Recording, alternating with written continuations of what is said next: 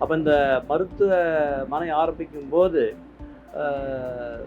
ஒரு நல்ல லெவலில் ஒரு டெர்ஷியரி கேர் மாதிரி ஒரு ட்ரீட்மெண்ட் ஆரம்பிக்கணுன்றது கிட்னி டிரான்ஸ்பிளான்ட்டு அப்படிப்பட்ட ஒரு ட்ரீட்மெண்ட்லாம் ஆரம்பிக்கணுன்ற மாதிரி மனசில் இருந்தது.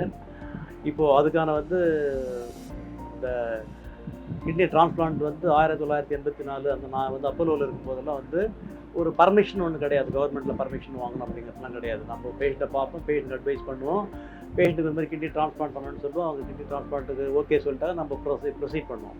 ஆனால் 1994க்கு பிறகு நேஷன் வைடு இந்திய அளவில் ஒரு ஆர்கன் டிரான்ஸ்பிளான்ட்டுக்காக ஒரு சட்டம் கொண்டு வந்தாங்க. அந்த சட்டத்தின்படி தான் மருத்துவமனைகளில் கிட்னி டிரான்ஸ்பிளான்ட் பண்ணணும் அப்படின்ற மாதிரி ஒரு முறையை கொண்டு வந்தாங்க. அந்த முறைப்படி பார்த்தோம்னாக்கா நம்ம அதுக்கான பர்மிஷன் நம்ம 2023 தான் வாங்க முடியுது நம்மளால். அதிலிருந்து இது வரைக்கும் நம்ம ஒரு 51 டிரான்ஸ்பிளான்ட் பண்ணியிருக்கிறோம்.